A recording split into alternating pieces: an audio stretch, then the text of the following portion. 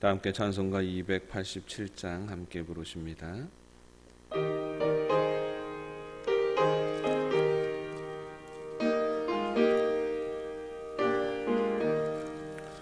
예수 앞에 나오면 죄사함 받으며 주의 품에 안기어 편히 쉬리라. 우리 주만 믿으면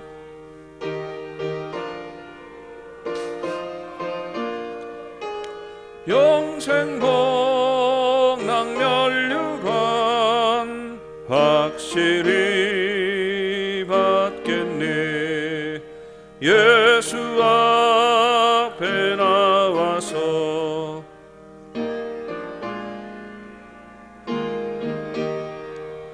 마음의 기쁨 넘치어 감사하리라.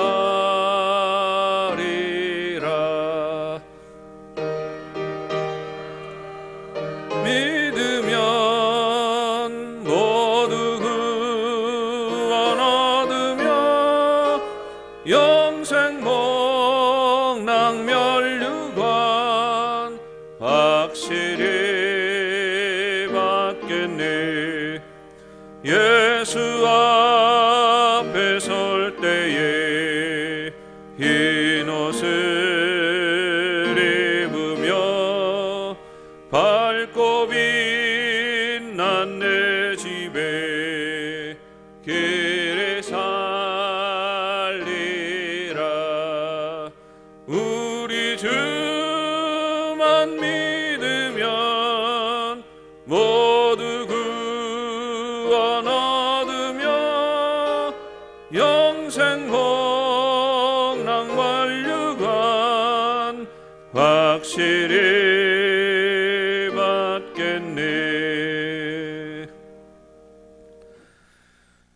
이 시간 우리에게 주시는 하나님 말씀은 열왕기상 3장 16절서부터 28절까지 말씀입니다. 구약성경 열왕기상 3장 16절로 28절.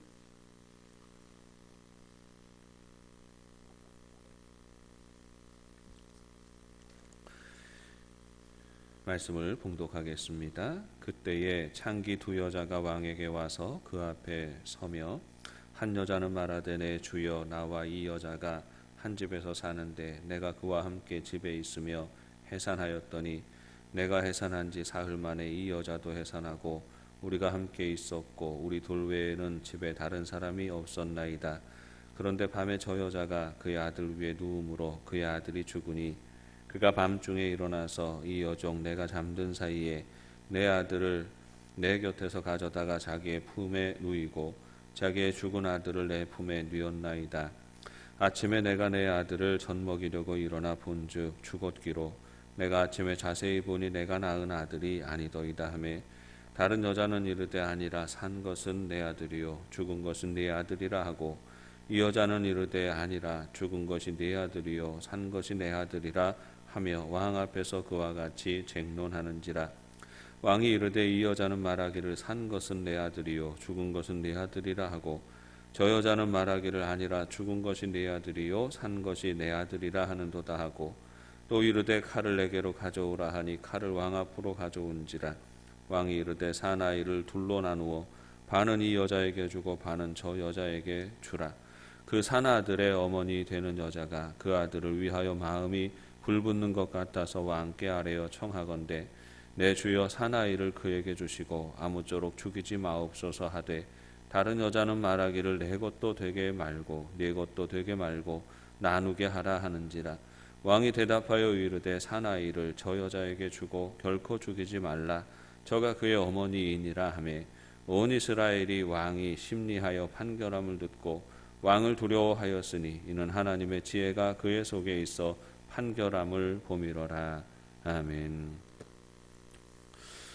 솔로몬은 지혜의 왕으로 알려진 사람이지요. 그의 지혜가 어디에서부터 왔는지 우리는 지난주의 말씀을 통하여서 배울 수 있었습니다. 솔로몬의 지혜는 지혜의 근원 되시는 하나님이 주시는 것입니다. 솔로몬은 구했지요. 부귀와 영광과 능력을 구하지 아니하고 하나님께 지혜를 간구하고 지혜를 받았습니다. 왜냐하면 솔로몬에게는 지혜가 필요했기 때문입니다. 왜 지혜가 필요했느냐 하면 그는 왕이었기 때문이지요. 수많은 사람들을 다스려야 하고 수많은 사람들을 다스리는 가운데 그 많은 사람들 안에 수많은 갈등과 분쟁이 일어나기 마련이고 이거를 지혜롭게 잘 조절해 주어야 백성들이 평안하고 성실하게 살아갈 수 있고 그리 되어야 안정된 나라를 이루어갈 수 있기 때문입니다. 그래서 왕이라면 누구나 다 지혜가 필요했고 지혜 있는 왕이 나라를 온전히 공평하게 다스려 나갈 수 있었기 때문입니다. 솔로몬은 그가 구하는 지혜의 정체를 알았습니다. 그래서 하나님 앞에 지혜를 구하면서 듣는 마음을 주옵소서 이렇게 구하고 있습니다. 즉 억울함을 호소하는 백성들의 입장에서 그들의 마음을 헤아릴 수 있는 것이 지혜의 출발점인 것을 지혜자는 알고 있었던 것입니다.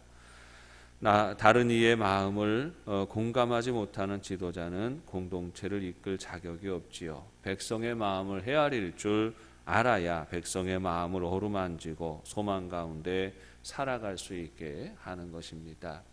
세상을 유익하게 하는 사람들, 복 있게 하는 사람들은 지혜 있는 사람입니다. 하나님이 주시는 지혜로 살아가는 사람은 마치 솔로몬처럼 그 마음 가운데 하나님의 마음을 가지고 살아가는 것이지요. 이 땅을 살아가는 그리스도인들에게도 성경이 우리에게 말씀하시는 것은 너희는 왕 같은 존재이다. 제사장 같은 존재이다. 거룩한 나라이다. 이렇게 권면하고 있습니다. 우리 그리스도인들도 이 세상을 살아갈 때 지혜로워야 하는 것이지요. 하나님 주시는 지혜를 품고 살아갈 수 있어야 하는 것입니다. 그리스도인이 지혜로워야 복음을 전할 수 있습니다. 지혜가 있어야 거룩한 영향력을 끼치며 살아갈 수 있기 때문입니다. 지혜가 무엇입니까? 만나고 대하는 사람들의 마음을 헤아릴 수 있는 마음이에요.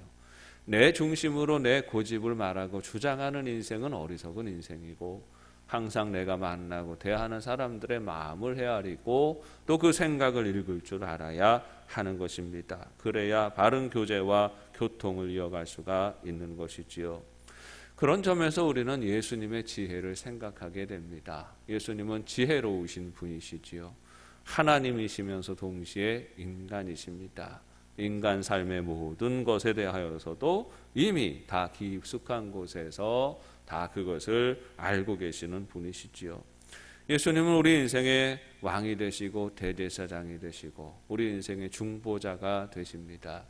우리 인생의 참된 중보자가 되기 위하여서 예수님 우리 인생에 대한 바른 이해를 가지셔야 하는 거지요. 그래서 예수님이 그 사명 감당하시기 위해서 하신 일이 무엇입니까? 스스로 인간이 되시는 것입니다.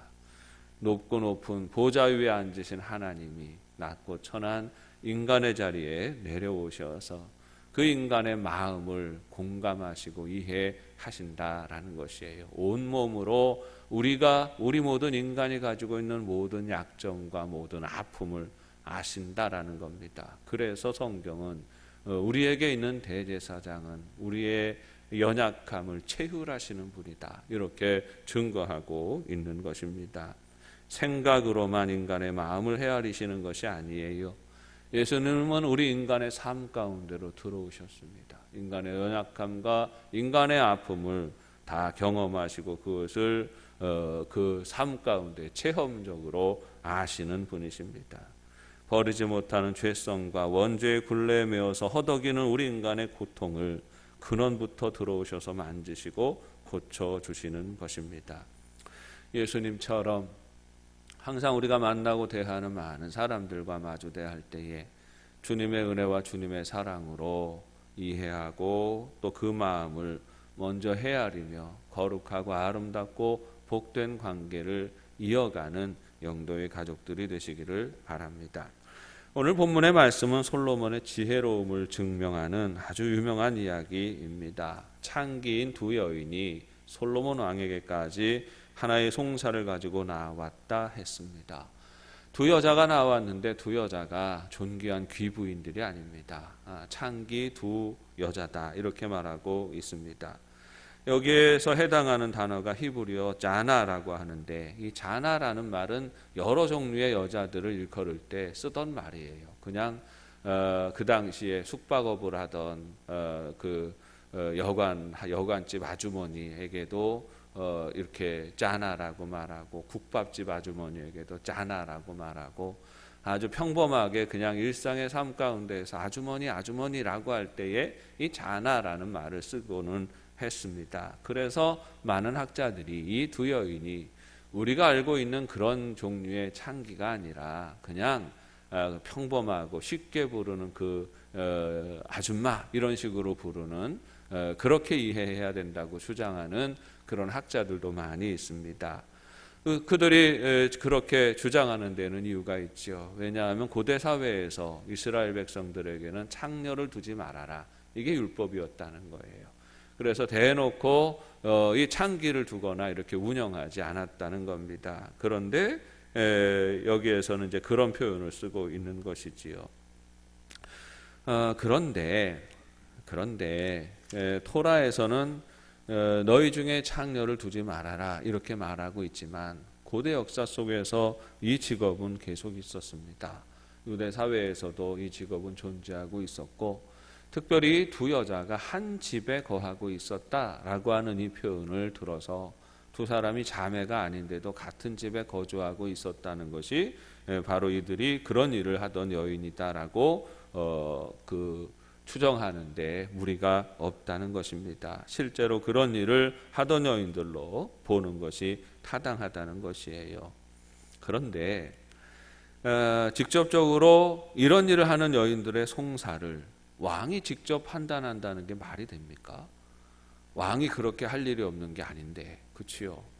왕이 얼마나 많은 일들을 다스려야 되고 얼마나 많은 그런 송사를 치루어야 하는데, 어떻게 보면 그 사회 속에서도 가장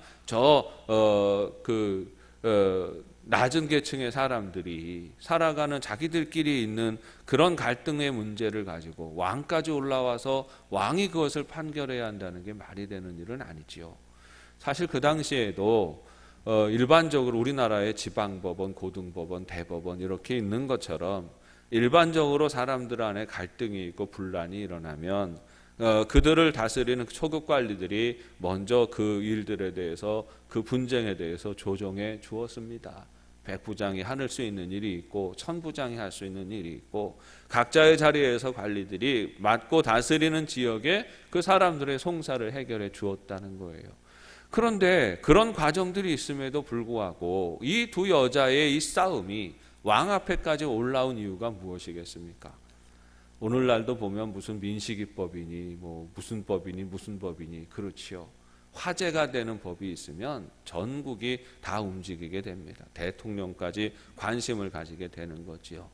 이 두 여인의 이 송사가 얼마나 기가 막힌지, 어떻게 보면 정말 황당한 그런 경우잖아요. 그러니까 이 일이 소문이 막 파다하게 나게 되고, 그래서 이 사건이 이 유다 나라 안에, 이스라엘 안에 모르는 사람이 없을 만큼 소문이 다 퍼져 있는 상태가 된 거지요.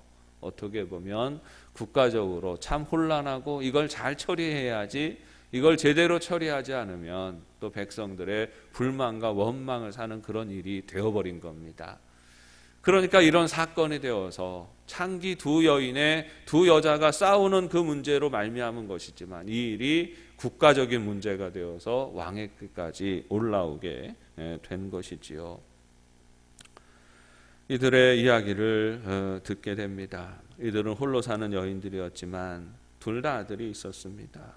아마 비슷한 시기에 출산했지요. 한 여인이 아이를 낳으니까 사흘 만에 아이를 낳았다 이렇게 말하지 않습니까? 그러니까 또래의 아들을 낳아서 함께 아들을 키우고 있었습니다.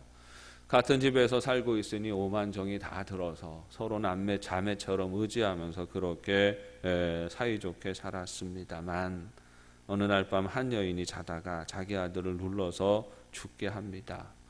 아이들을 키우다 보면 이런 일들이 있지요. 또 엄마가 뒤척이다가 또 아이를 죽게 하는 이런 사고가 일어나기도 하는 것이지요. 아침에 일어나 보니 아침에 그 죽인 여인이 문득 먼저 잠에 새벽에 깼어요. 깨서 보니까 자기 아이가 죽어 있는 거지요. 황당하고 다급한데 어떻게 할까 잠깐 궁리하는데 악한 마음이 그 여자의 마음속에 들어갑니다. 몰래 옆방문을 열고 들어가서 아들을 바꿔치기 하고 나온 것이지요. 이튿날 아침이 되었습니다. 엄마가 눈이 떠서 자기 아들을 보는데 아들이 죽어 있는 겁니다. 그래서 황망해서 한참을 울었겠지요. 울다가 가만히 보니까 이 내 아들이 아니다라는 거죠. 내 아들이 아닌 걸 어떻게 알겠습니까? 엄마는 알지요. 주변의 사람들은 몰라도 엄마니까 알지. 아마 바꿔놓은 사람도 엄마니까 알 거예요. 자기 아들이 아니다라는, 품에 안고 자기 아들이라고 우기면서도 자기 자신을 알고 있을 겁니다. 두 여자는 알고 있는 거예요. 그런데 한 여자는 거짓말을 하고 한 여자는 진실을 말하고 있는 것입니다. 오늘날이야 몇 가지 검사만 하면 친자 확인이 쉽게 되지 않습니까? 그렇지만 당시에는 그럴 수 없었습니다. 그냥 사람의 말만 듣고 판단해야 했던 것입니다. 같은 시기에 태어나서 사흘밖에 차이가 나지 않으니까 사실은 어린 아기를 보면 다 거기서 거기 아니에요. 여러분 신생아실에 가서 보세요. 여러분 여러분 손자들이나 딱 보면 알지, 그지요? 내 손자들이나 딱 보면 알겠지만, 그러나 거기 우는 애기들 딱 이렇게 그 10명, 20명, 30명 이렇게 있는 애기들 보면 다 그 애기가 그 애기 같아 보여요. 잘 구분이 안 되는 거예요. 그런데 한 아기는 죽고 한 아기는 살았습니다. 그런데 그 아이들이 바꿔치기 당한 거예요. 누가 누구의 아들인지 분별할 증인도 증거도 없는 상황입니다. 다만 바꿔치기한 엄마는 알고 있고 바꿔치기 당한 엄마도 알고 있지요. 어느 게 진짜인지 어느 게 거짓말인지 분간할 길이 없는 겁니다. 인간의 모든 문제는요, 드러나는 현상에 집착하면 답이 없어요. 눈에 보이는 현상을 보고 거기에서 문제를 해결하려고 하면 길이 보이지 않습니다. 누가 진짜 엄마인가를 판단해야 하는 이 문제는 인간이 어떤 존재인지, 엄마는 어떤 존재인지를 알아야 해결할 수가 있는 일입니다. 분별력은 마음을 읽는 능력이 있어야 하는 것이지요. 솔로몬은 엄마의 마음을 이해합니다. 인간은 어떠해야 되는가? 특히 엄마는 어떠할까? 엄마의 마음이 어떠할까? 엄마들의 이야기를 들으면서 듣는 마음으로 그 심정을 듣습니다. 그리고 그 마음을 이해합니다. 그리고 큰 칼을 가져오라 하고 아이를 정확히 반으로 갈라서 두 여인에게 주라고 합니다. 여기에서 두 여자가 달라지죠. 진짜 엄마는 너무나 황망해서 울부짖으면서 말합니다. 왕이시여, 차라리 이 아이를 저 여자에게 주십시오. 차라리 이 아이를 살려서 저 아이에게 주십시오. 그러면 살겠습니다. 내가 포기하겠습니다. 이렇게 말하고 있죠. 그런데 다른 한 여자는 아주 냉정하기가 짝이 없습니다. 법대로 하십시오. 오늘날도 법대로 하라는 사람치고 착한 사람은 저는 못 봤어요. 법대로 합시다 라고 하는. 법대로 하세요. 왕의 판결이 맞습니다. 반을 갈라서 저 여자에게 반 주고 나에게 반을 주십시오. 그렇게 말하지요. 그 대답을 통하여서 드러나게 되는 것이 있습니다. 누가 진짜 엄마인지가 드러나게 되는 것이지요. 솔로몬은 친엄마에게 아들을 돌려주게 합니다. 그리고 거짓말을 한 여인은 붙잡아 옥에 가두고 벌을 주며 주게 되지요. 그러면서 이 일을 얼마나 많은 사람들이 주목했겠어요. 온 나라가 다 주목하는 송사였는데 이 송사를 지혜롭게 판결을 내리는 이 솔로몬의 판결을 보고 들으면서 온 백성은 솔로몬을 두려워합니다. 경외하게 되지요. 하나님을 경외하는 마음을 가지게 되는 겁니다. 솔로몬 왕은 듣는 마음이 있었습니다. 각자의 이야기를 듣고 그 형편을 이해하고 그 마음을 읽었습니다. 분별하고 판단해야 하는 사람은 가져야 되는 마음이 있어요. 두 여자의 마음을 읽을 때에 치우친 마음을 가져서는 안 되는 거지요. 이 여자가 말하는 게 맞는지, 이 여자가 말하는 게 맞는지 어떻게 알겠습니까? 이 두 사람의 이야기를 들어야 되는데 들을 때의 자세는 균형감을 가져야 되는 거예요. 치우침이 없어야 되는 것이죠. 오늘날 이 치우침이 없는 것이 얼마나 어려운지 모릅니다. 재판하는 사람들도 다 치우치지요. 자기의 성향에 따라서, 정치적 성향에 따라서 치우치기도 하고, 또 여러 가지 인간적인 관계에 따라서 치우치기도 하고, 그렇지 않습니까? 그런데 마음이 치우친 사람들은 제대로 마음을 읽을 수가 없습니다. 진실을 분별할 수가 없고 바르게 판단할 수가 없는 것이지요. 재판은 공정해야 한다는 의미가 여기에 있습니다. 그리고 이 솔로몬의 태도는 오늘 그리스도인이 이 세상을 살아갈 때에 어떤 마음과 자세를 가지고 살아가야 하는지를 보여줍니다.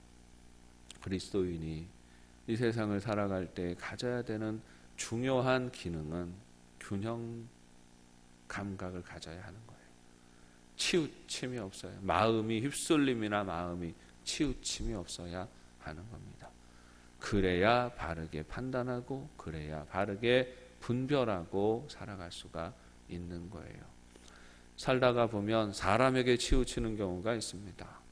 내가 좋아하는 사람, 내가 편한 사람, 그런 사람이 있고, 내가 불편한 사람, 내가 좀 멀리하는 사람, 그런 사람이 있습니다.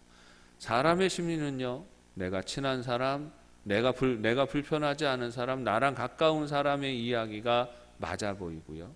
사람의 심리는 내가 좀 불편한 사람, 나하고 잘 가깝지 않은 사람이 하는 얘기는 다 틀려 보입니다. 그래서 실수하고, 그래서 그리스도인이지만, 그래서 잘못된 자리에 서기도 하고 잘못된 판단을 내리기도 하는 것입니다.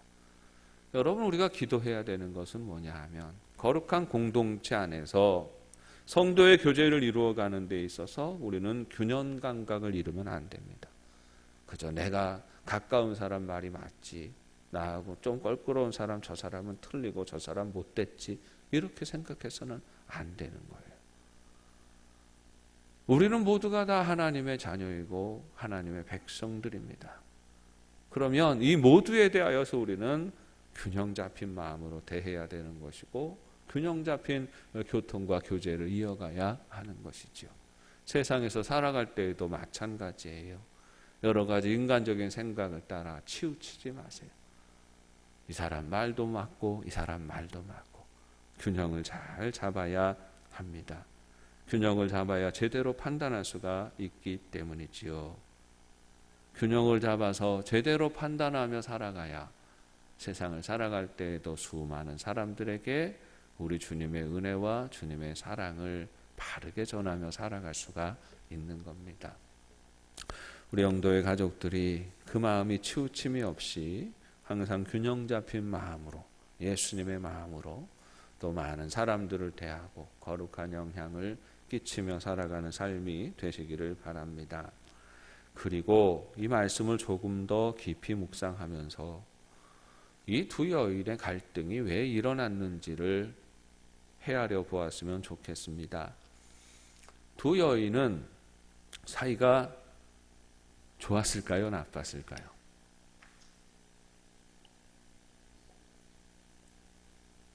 사이가 나쁜데 같은 집에 살지는 않겠지요. 두 여인이 사이가 좋았습니다. 친자매처럼 좋았겠지요. 비록 창기들이지만 두 여인은 서로 자매들처럼 서로 의지하며 살았습니다. 사이좋게 아들을 낳고 서로의 아들들을 의지하며 살았던 것이지요. 그런데 어느 날 한 아이가 죽으면서 문제가 발생합니다. 아들이 죽은 여인은 갑자기 인생의 소망이 사라져버리지요. 아들이 생명이니 생명의 의미도 없어집니다. 그런데 나는 생명도 없고 아들도 없고 소망도 없어졌는데, 옆방의 여인은 생명도 있고 소망도 있고 아들도 있고 이렇게 살아가는 거예요.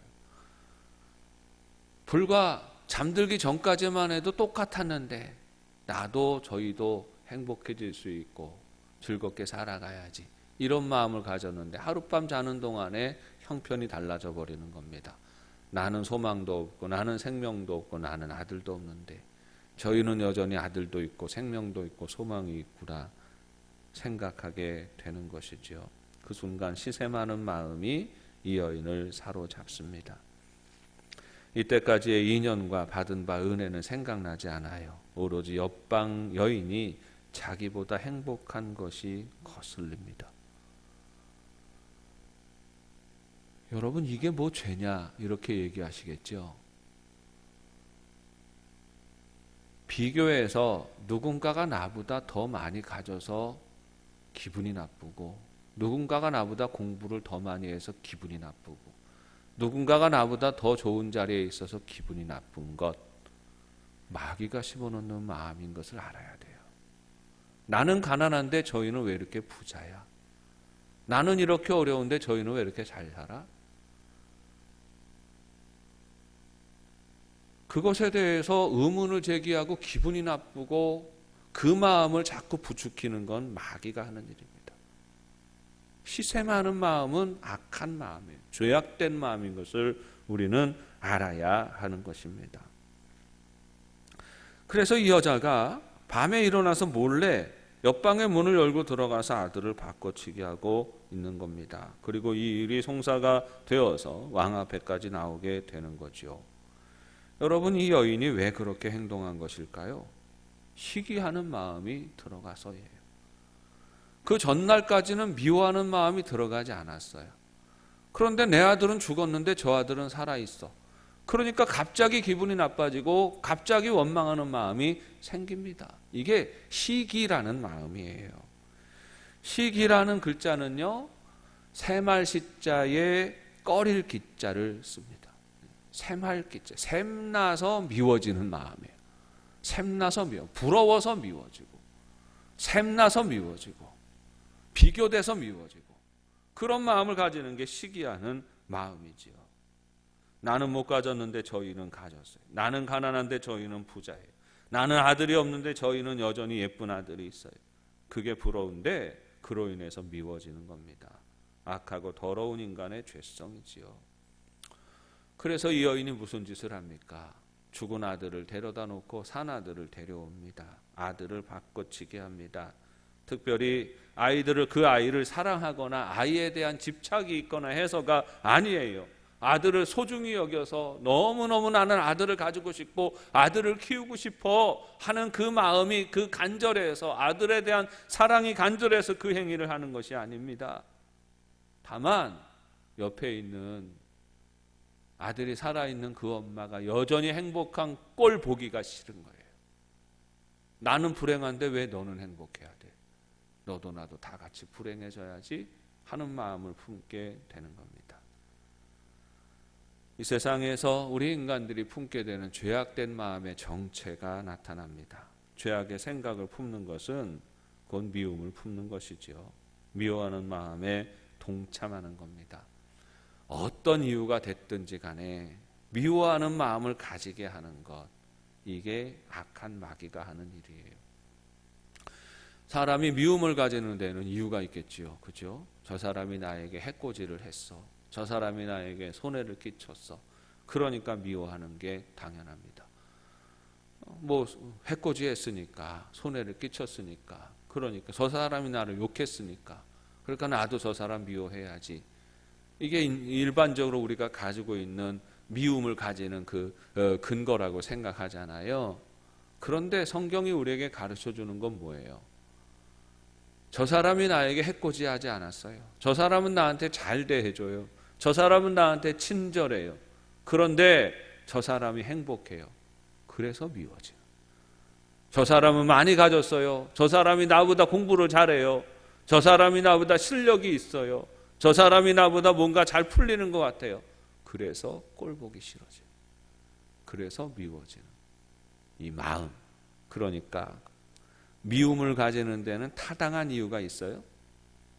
손해를 끼쳤기 때문에, 나에게 해코지를 했기 때문에 미워하는 것이 아니라 그냥 인간이니까 미워하는 거예요.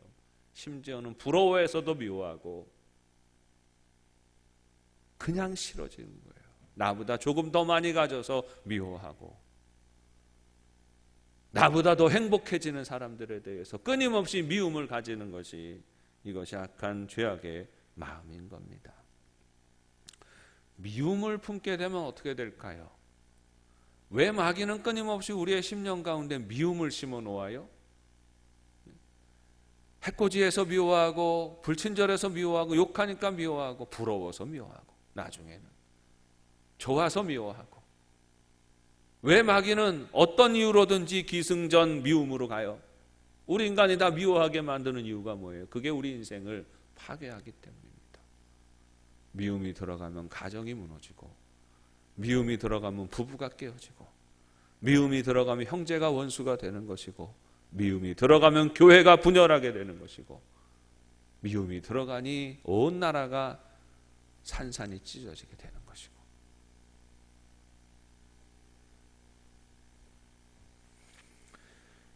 미움은 파괴하는 삶을 만들어버려요. 나도 불행해지는 건 아니라 상대방도 불행해지게 만드는 거죠. 상대방을 깎아내려서 나라도 행복해지려고 하는 마음이 아니에요. 미움을 가지는 건 너 죽고 나 죽자이죠. 같이 다 불행해지자 하는 마음입니다. 이러한 마음의 특징이 이 악한 여인에게서 드러나지요. 왕이 큰 칼을 가져와서 이 아이를 반으로 갈라서 나누어 주어라. 그러니까 진짜 엄마는 아닙니다. 왜냐하면 진짜 엄마에겐 사랑이 있으니까. 아닙니다. 내가 포기하겠습니다. 이 아이를 살려서 여인에게 주십시오.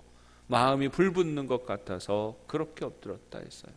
그런데 이 악한 여인은 뭐라고 대답합니까? 다른 여자는 말하기를 내 것도 되게 말고 네 것도 되게 말고 나누게 하라 하는지라 했습니다. 악독한 여자의 특징이 드러나죠. 저 여자의 아이를 빼앗아서라도 내가 잘 기르고 내가 잘 양육하겠다, 정말 남부럽지 않게 잘 키우겠다, 그런 마음으로 그 살아있는 아기를 데려오는 게 아니다라는 말이에요. 그냥 저 여자는 아들이 있어서 여전히 행복하니까 내가 그 행복을 깨뜨려야 되겠다 이거예요. 나는 불행한데 왜 너는 행복해? 나도 불행하니 너도 행복해. 너도 불행해져야 돼. 우리 다 같이 죽자 하는 마음이 이 약한 여자의 마음 안에 있는 겁니다. 여러분, 세상은요, 미움으로 시작하는 사상이 있고 사랑으로 시작하는 사상이 있습니다. 사랑으로 시작하는 사상은요, 서로를 위하고 이해하고 용납하고 용서하고 사랑하고 품어 안아서 우리 모두가 그래도 더 행복한 그런 삶을 만들어 갑시다, 이런 세상을 꿈꾸고 그렇게 돌보면서 살아갑니다. 미움에서 출발한 사상이 있어요. 미움에서 출발한 사상의 마지막은 뭔 줄 아십니까? 모두가 다 불행해지는, 너 죽고 나 죽자 하는 거죠. 그렇게 가는 겁니다. 이 말씀이 오늘 우리에게 주시는 중요한 의미가 있지요. 복음적으로 우리는 이 사건을 바라보아야 합니다. 오늘 이 세상에는요, 그 삶의 중심에 생명이 있는 사람이 있고 생명이 없는 사람이 있습니다. 아들이 있는 사람이 있고 아들이 없는 사람이 있지요. 요한일서 5장 12절에 아들이 있는 자에게는 생명이 있고 하나님의 아들이 없는 자에게는 생명이 없느니라 했습니다. 두 여자는 모두가 다 창기입니다. 세상에서 죄인이라고 손가락질 받는 사람이죠. 오늘날 이 세상을 살아갈 때 하나님이 굽어 살피시는데 우리 인간 중에 의인이 있나 살펴보는데 의인은 없나니 하나도 없다 했어요. 그리스도인이나 하나님 믿지 않는 사람들이나 다 악한 사람이죠. 죄악의 굴레에서 벗어날 수가 없어요. 여전히 우리도 연약하고 부족합니다. 그러나 그리스도인의 그 삶의 특징은 뭐예요?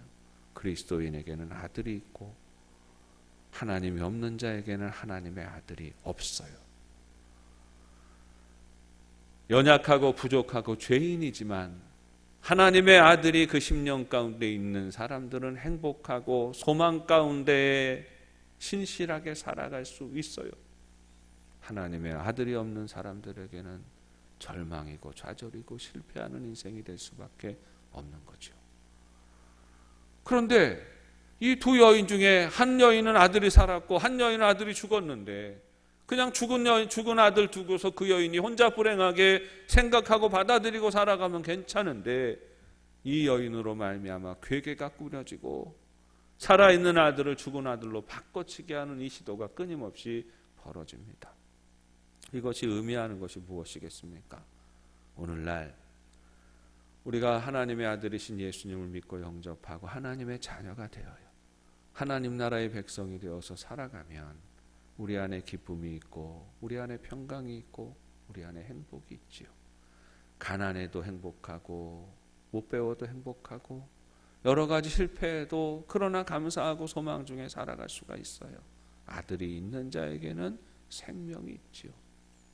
아들이 없는 자에게는 생명이 없어요. 하나님의 아들이 그 마음 가운데 없으니까 마치 오늘 본문에 등장하는 아들을 눌러 죽인 그 여인처럼 이 세상의 많은 사람들은 자기가 세상의 많은 것들 소유를 누리고 살아가도 그 마음이 공허하고 허전해요. 아무런 소망도 아무런 기쁨도 없어요. 그러면 예수 믿는 사람들은 예수 믿으니까 하나님의 아들을 품고 그냥 살아가면 되는 거고, 예수님 없는 사람들, 하나님의 아들이 없는 사람은 그냥 하나님의 아들이 없으니까 그냥 공허하게 살아가면 되지만, 근데 그게 가능하지가 않아요. 시기하는 마음이 일어나는 거죠. 끊임없이 세상은요, 하나님 없는 사람들은 우리 마음 가운데 하나님의 아들 예수 그리스도가 있는 사람들을 공격하고 넘어지게 합니다. 이게 죄악의 속성이에요. 죄악의 속성은 뭐라고 그랬어요? 너 죽고 나 죽자예요. 왜 나는 죽는데 너는 살아? 왜 나는 소망이 없는데 너는 소망이 있어? 하는 악한 마음이 하나님 없이 살아가는 사람들 안에 밑바탕에 깔려 있는 마음이다라는 거예요.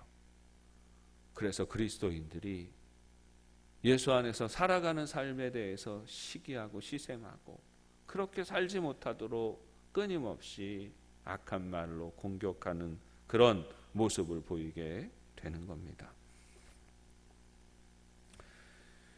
예수 믿는 사람들이 세상 일에 별로 관심이 없죠. 정치가 어떻게 되든지 또 뭐가 어떻게 되든지 뭐 누가 뭐가 되든지 뭐 별로 그렇게 크게 관심을 가지지 않아요. 그런데 그럼에도 불구하고 세상은 교회에 대해서 관심이 많아요.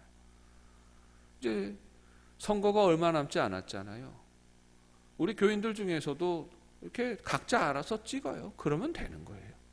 여당이 좋은 사람은 여당 찍으면 되는 거고, 야당이 좋은 사람은 야당 찍으면 되는 거고, 김비호가 좋은 사람은 김비호 찍으면 되는 거고, 황보승이가 좋은 사람은 황보승이 찍으면 돼요. 그거 가지고 누가 뭐라 그러지 않아요.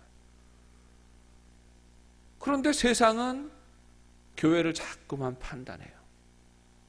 교회가 이렇고 교회가 저렇고. 옛날에는 교회가 진보라고 그랬어요. 요즘은 교회를 보수라고 그러고. 막 정치적으로 자기들 이름대로 막 이름을 지어가지고 그렇게 공격하고 비난하고 자꾸만 자기 편으로 끌어가려고 하고 자기 입장을 지지하라고 요구하는 것이죠. 교회는 세상이 자꾸만 교회를 건드립니다. 마치 자기 죽은 아들을 살아있는 아들과 바꿔치기 하는 이 여인처럼 끊임없이 교회를 건드려서 교회가 정치하게 하고, 교회를 건드려서 교회가 세상에 속하게 하고, 세상 일에 관심을 가지게 하고, 복음적인 교회가 아니라 세속적인 교회가 되게 만들어 버리는 거죠. 끊임없이 믿는 이들을 시험하고, 야, 예수 믿는 사람들은 왜 술 안 먹어? 왜 담배는 안 피워? 왜 뭐는 안 해? 뭐는 안 해? 뭐는. 예수 믿는 사람들 때문에 이 공동체가 유지가 되어지지가 않아. 맨날 분위기만 깨뜨려. 끊임없이 공격하죠. 왜 그렇습니까? 그 본심은 자기 같아지라는 거예요. 자기들 같아지라는 거예요. 거룩한 질서를 지키고 말씀대로 거룩하고 경건하게 생명의 주님 바라보며 살아가지 말고 함께 그냥 어울렁더울렁 죄짓고 살아서 너도 불행하고 나도 불행하고 너도 소망 없고 나도 소망 없는 그런 삶을 살아야 하지 않느냐고 그렇게 요구하는 것입니다. 우리 중심에서 어떤 이유로든지 세상은 자꾸만 우리 중심에서 복음을 빼앗아 가려고 하는 거예요. 생명을 빼앗아 가려고 하는 것입니다. 사랑하는 여러분, 우리는 어떻게 해야 할까요? 우리는 우리 안에 참 생명을 지키는 삶을 살아야 합니다. 사탄 마귀는 끊임없이 우리를 공격할 것입니다. 어떤 유혹이나 시험이 닥쳐온다 할지라도 내 안에 예수님을 잘 지켜가는 영도 가족들 되시기를 바랍니다. 내 안에 참 생명을 잘 지키세요.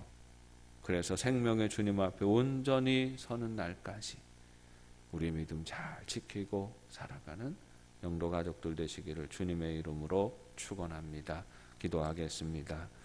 은혜가 풍성하신 아버지 하나님 고맙고 감사합니다. 오늘도 주시는 말씀을 통하여 우리에게 생명 주신 하나님을 찬송합니다. 하나님, 그 아들을 지키고 있었던 한 여인처럼 하나님 우리 삶 가운데에 생명을 허락하여 주시니 감사합니다.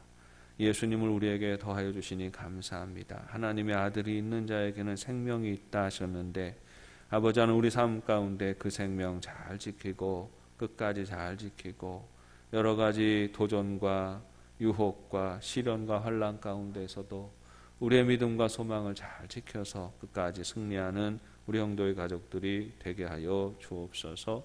예수님의 이름으로 기도합니다. 하늘에 계신 우리 아버지, 아버지의 이름을 거룩하게 하시며 아버지의 나라가 오게 하시며 아버지의 뜻이 하늘에서와 같이 땅에서도 이루어지게 하소서.